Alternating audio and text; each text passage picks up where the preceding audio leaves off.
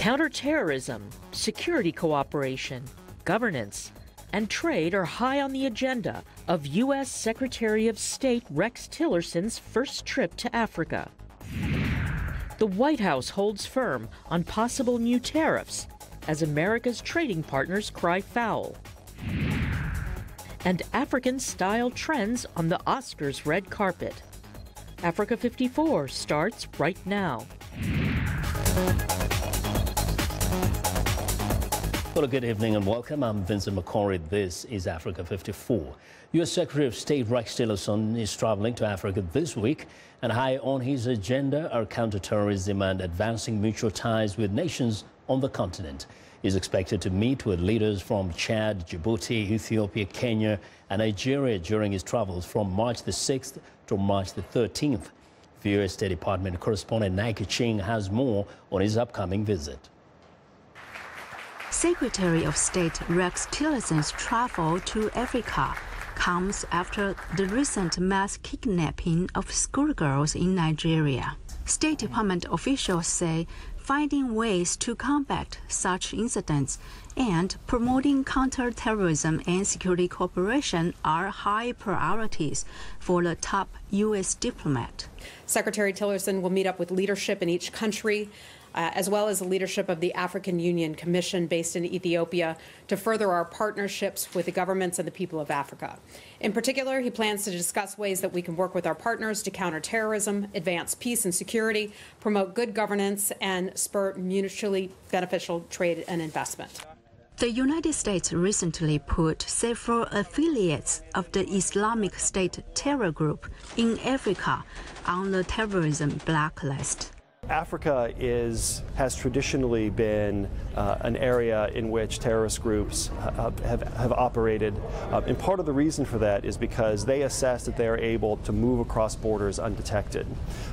What we've tried to do is stand up the capabilities not just of military authorities in the region, but also border security authorities and law enforcement authorities in the region.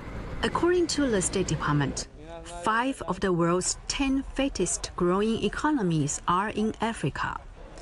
By 2030, Africa is expected to represent about 1/4 of the world's workforce and consumers.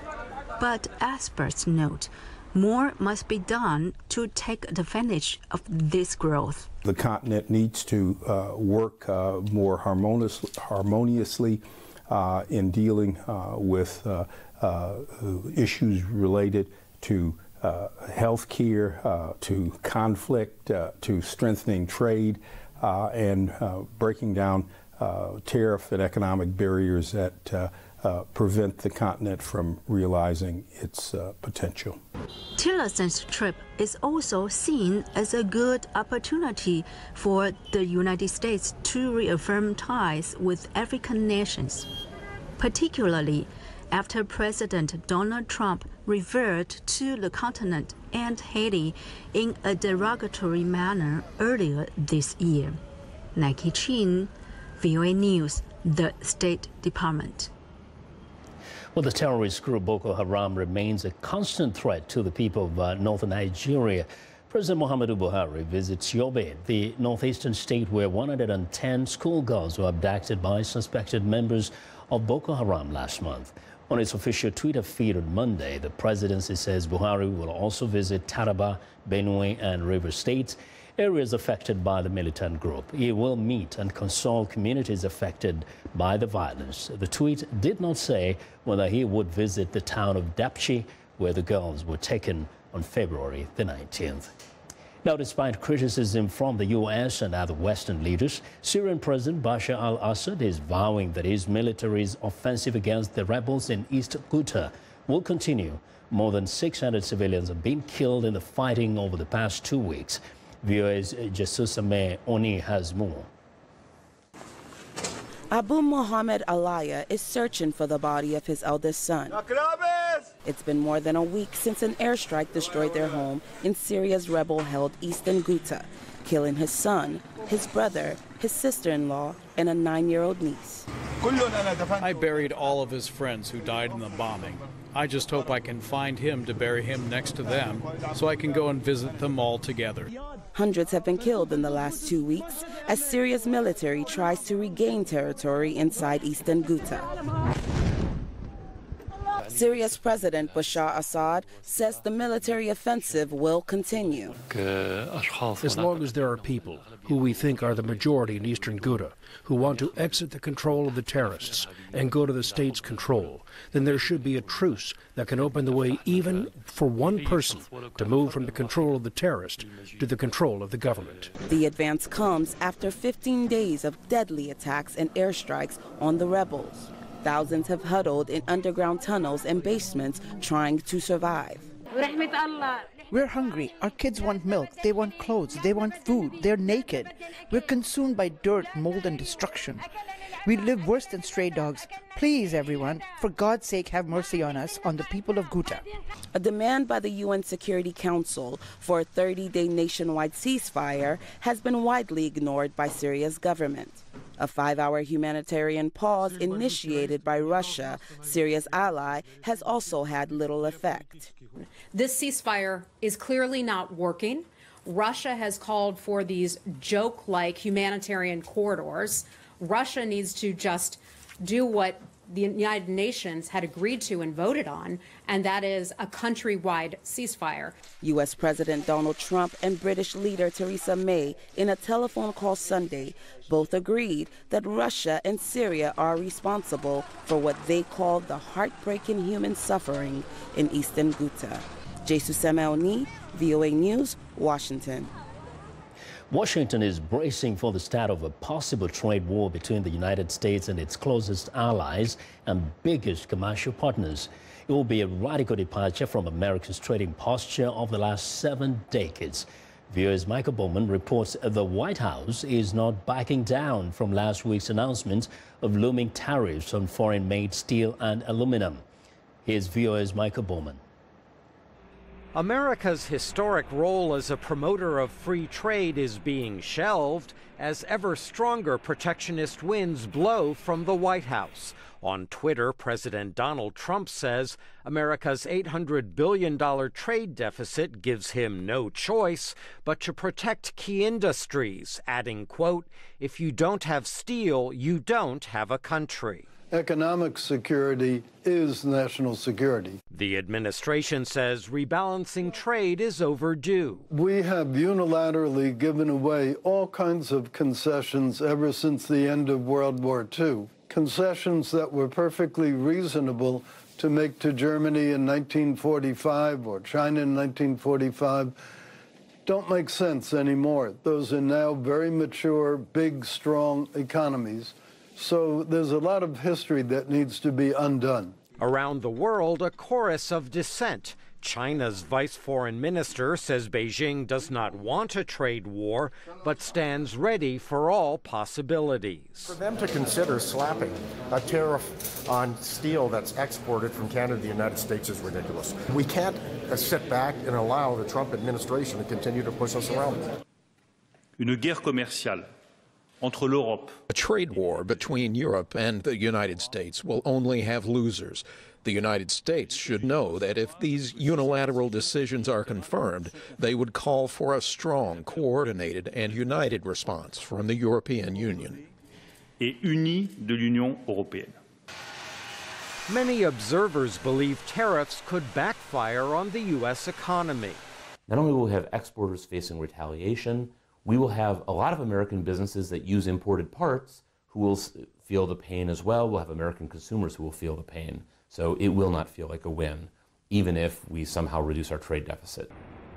Such worries are overblown, according to some of Trump's closest economic advisors. The total amount of tariffs we're putting on is about $9 billion in a year. That's a fraction of 1% of the economy. So the notion that it would destroy a lot of jobs, raise prices, disrupt things is wrong. Recent weeks have seen sudden about-faces by Trump on immigration reforms and gun control. Free trade advocates hope the president will have another change of heart on trade. Michael Bowman, VOA News, Washington. Well, he was born in Hawaii, raised in Indonesia, and educated in New York City. But former U.S. President Barack Obama has adopted the city of Chicago, his wife's birthplace, as his hometown. The south side of Chicago, where he got his start in politics as a community organizer in the 1980s, is where he plans to build his presidential center. VOA's Ken Faraba reports. Just a few kilometers from the South Side neighborhood former President Barack Obama called home, he spoke to a mostly supportive audience at McCormick Place Convention Center about his plans to give back to his adopted hometown. Over the next 4 years, we are going to create $3 billion worth of economic activity. We're going to create 5,000 jobs just in the construction, 2,500 jobs that will be permanent and ongoing. Current plans for the $300 million Obama Presidential Center place it at Jackson Park, right alongside Lake Michigan. The roughly 20-acre campus would include a variety of spaces for the community to use. The centerpiece will be a large tower that will house the Obama Presidential Museum. And it's estimated we might have as many as 700,000 people just going through the museum portion of this. We are going to be able to make this a jewel, not just for the South Side, but for the entire city of Chicago. Not everyone on the south side of Chicago is sold on the project. Since he was president, he has to some extent forgotten the neighborhood where he started out as a community organizer. Professor W.J.T. Mitchell teaches at the University of Chicago, Obama's former employer. Mitchell is one of 200 faculty members who signed a letter criticizing plans for the center's proposed location at Jackson Park, not far from the university's campus. It has to be shoehorned into a relatively small space that is already highly developed. It's not adjacent to a commercial strip. Mitchell considers himself a friend of the Obamas, but feels they have been tone deaf in developing the presidential center. He says despite breakout sessions at public meetings, there has not been enough public input. There's no public discussion where the community can say, we have real doubts about this aspect, and it would be really great if he would come back, spend some time talking to people face to face, not on jumbotrons and not in huge auditoriums, but actually meeting with small groups around the neighborhood. The former president has tried to allay concerns. What I want to do is to make sure everybody's represented. We're not coming in here as a for-profit organization.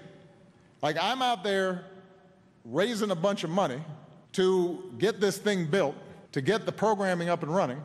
I'm not getting a salary out of the foundation. Michelle and my motivations are entirely to make sure that the community benefits. Benefits that could transform Chicago's South Side, an area whose reputation is marred by rising crime and vacant buildings. It's a reputation Obama hopes his presidential center can change once construction is complete, which is currently slated for sometime in 2021. Kane Fairbaugh, VOA News, Chicago. Well, I want to know what you think about Africa 54, the stories we covered. Join the conversation on Facebook. The address is Africa 54. We're also streaming our show live on Facebook, so check us out and share our show with your friends. Find me on Twitter at VOA Vince McCory. Now coming up, Sierra Leone presidential candidate Samuel Sam Sumana discusses his vision for the country's future. Stay with us.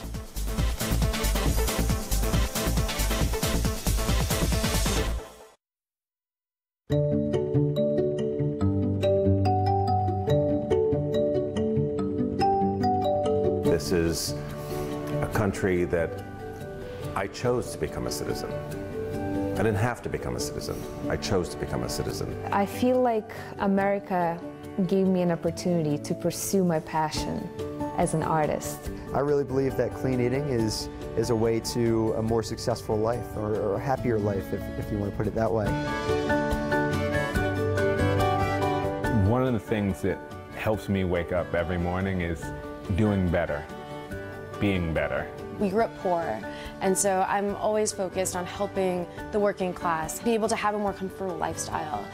I'm passionate about doing justice every day. I oftentimes say that justice is a verb, not a noun. You know, I believe in action and moving the ball forward. How do you see the world? I see countries in turmoil. I see our planet changing. I see people at peace. No matter how you see the world, you'll get an unbiased and uncensored view of it on Voice of America. On television, radio, online, and mobile. In more than 40 languages all day, every day. Millions of people tune us in. How do I see the world? On Voice of America.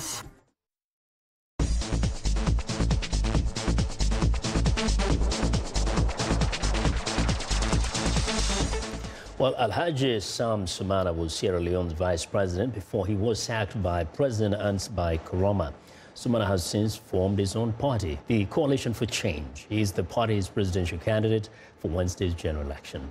VOA's Peter Clotis sat down with the former vice president in Freetown and asked him about his vision and chances of his winning. That our vision is more focused on the freedom of the people and the unity of the people in this country, and precisely what has been happening within the three arms of government, looking at the judiciary, and they're also being marred by the executive for far too long. We believe that justice should be part of it. So we want to bring forward that the unity of this country is very pronounced, and the freedom and liberty of the people is also not being compromised, and making that we're all equal in the eyes of the law in terms of dispensing justice for all. But in order to actualize this, there has to be actual transparency and accountability to be able to utilize our natural resources and use what it takes in order to make the country grow. Specifically, what measures or policies are you going to implement that will actualize what you just enumerated about bettering the lives of Sierra Leoneans? What I mean by that is that I already mentioned that we are endowed with natural resources, and human resources is not a short supply. But proper management is what has been lacking. So to better the lives of the people, you have to look at the resources you have. Juxtaposing the resources and the human resources that you have, that will eschew from the issue of poverty in the country. And that is to say that as a small country with a population of 7 million plus, so there's no reason why this country should be poor. So when you have all of this in place, using the natural resources and with added value, creating jobs, that is a recipe or a strategy or formula to expunge poverty. And at the same time, with our agricultural potential, this nation, Sierra Leone, was once known as an agro-based economy. So we can now utilize that in terms of added value and creating jobs in various parts of the country. With my party's agenda of having to build one district, one factory, so as to create jobs for the youth of this country. Some Sierra Leoneans are saying that because of the problem that existed between you and the president, that's why you're coming in to contest as a presidential candidate, and that you are a revenge candidate, not a credible candidate. How do you respond to such criticisms? That is very funny, very interesting. I know I've served as vice president, and I don't carry hate in me. If I had hate in me, I could have gone to court to seek redress at the ECOWAS court, but follow the due process of the law. And I haven't served as vice president, but it's but imperative that I also shoot for the highest office.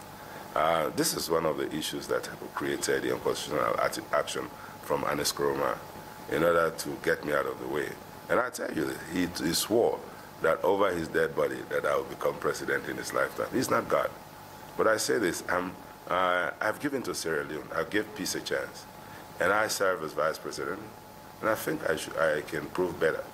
I mean, having served as deputy, things I did in the back office to support the president, and I think I have experienced being the best master for all of us trying to vie for the seat of presidency of Sierra Leone come March 7, 2018. I am the most experienced individual, and I think I can deliver for that. But to those people who might be insinuating there is an issue of revenge, I'll say to them that if they think they can go that low, they cannot go low. If they go low, I'll go high. Some people are projecting that there could be a runoff, and that because of the numerous political parties, getting 55% and above as demanded by the Constitution might not be realized. Is there a possibility of an alliance? So if it comes to the issue of runoff, I hope I can win the first round. But if I have to be on the first or second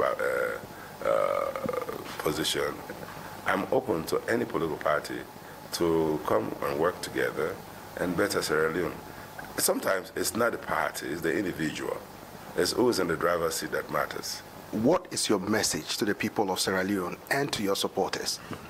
So today, I'm here seeking your votes, seeking your support in order to give me the mandate to serve you as President of Sierra Leone come March 7, 2018.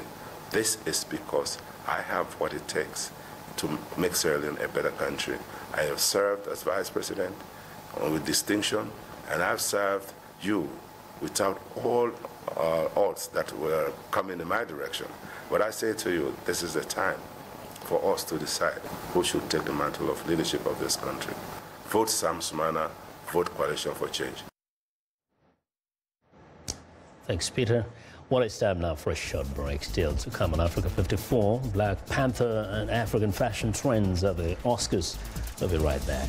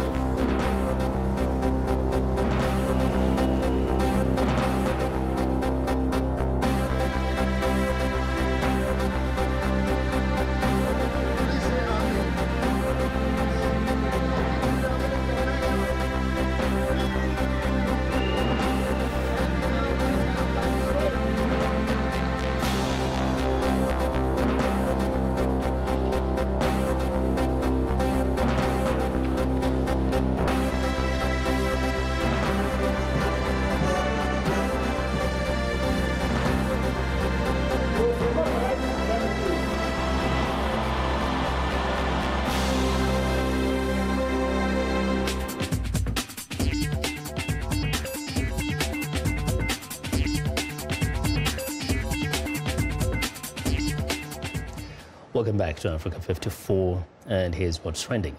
After the all-black trend at the Golden Globes and white roses at the Grammys, the Academy Awards returned things to normal fashion-wise. While color was back in a big way from pastel to bold, the main theme of this year's Oscars red carpet was unpredictability from cut to color. Now, the cast of Black Panther wore African-inspired fabrics, cuts and colors, including Eritrean-American comedian and girls trip star Tiffany Haddish donned as Zuria, a hooded dress worn by women in Eritrea and Ethiopia, topped with a kaba to honor her late Eritrean father. Next up, Jay-Z has climbed past Sean Diddy Combs to rank as the world's wealthiest hip-hop artist, thanks to heady champagne and cognac investments, according to data released by Forbes magazine. The 48-year-old hard-knock life rapper and music mogul increased his estimated net worth in 2017 to $900 million, up by $90 million from the year before in the annual list compiled by Forbes. Meanwhile, Diddy, also 48, who had been hip-hop's wealthiest artist since Forbes first released the list in 2011, grew his estimated $825 million fortune by a tepid $5 million last year, Forbes said. Well, and finally, an immersive virtual reality experience designed to trigger memories and emotions in people with dementia is helping patients re-engage with relatives and carers. For the pilot episode of the Way Back project, the makers recreated the celebrations surrounding Queen Elizabeth II's coronation in 1953. When viewing it through a virtual reality headset, elderly people with dementia are transported back in time, sparking lost memories. The makers are planning on tackling other such historic events in people's lives. They also want to expand the project geographically so that people with dementia in other parts of the world can tap into lost memories and emotions specific to their culture. And that's what is trending today. Now, in recent days, temperatures in the Arctic have surged above the freezing point, leading to renewed fears that climate change is affecting the planet's atmosphere and causing sea ice to melt at a faster rate than predicted. Scientists say the Arctic region is warming twice as fast as a global average, but at the same time, much of Europe is experiencing a severe cold spell. Are the two events linked? Here's Henry Ridgewell. He explains. Svalbard sits high above the Arctic Circle. It is still winter. The sun will not rise above the horizon for another 3 weeks, and yet the ice is melting. Snowmobiles lie in muddy meltwater. During the past 30 days, temperatures have soared 10 degrees Celsius above average. Weather station data suggests the temperature even got above freezing at the North Pole. We've seen these what are called winter warming events before, but what we know is they're becoming more common and they're lasting longer and they're becoming more intense as well. Warm, low-pressure systems are being drawn into the Arctic. At the same time, winter sea ice cover is at its lowest since records began. The ocean stores huge amounts of heat, and as soon as you remove that sea ice, then this heat can essentially be transferred into the atmosphere. And so we think these lows are now sort of gaining some additional heat. The warm Arctic weather coincides with an unusually severe cold snap across Europe.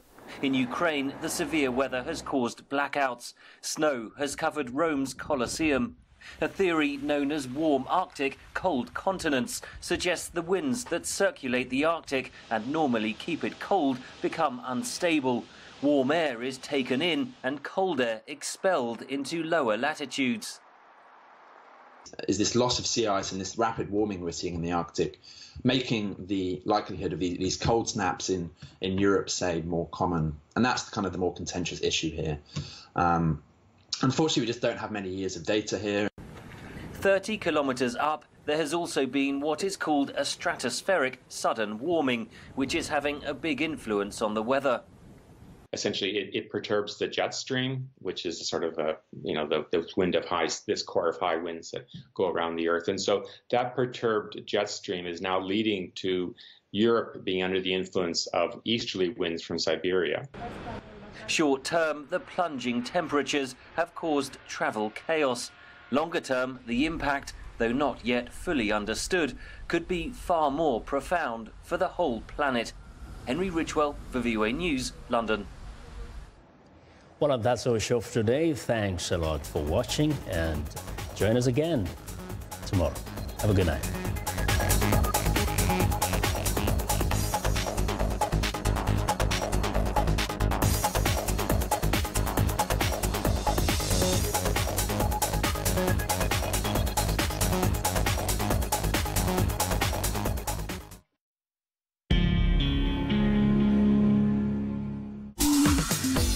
Welcome to English in a Minute.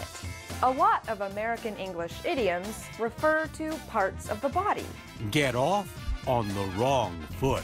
Are Anna and Jonathan having trouble learning a dance? How did it go meeting your girlfriend's family?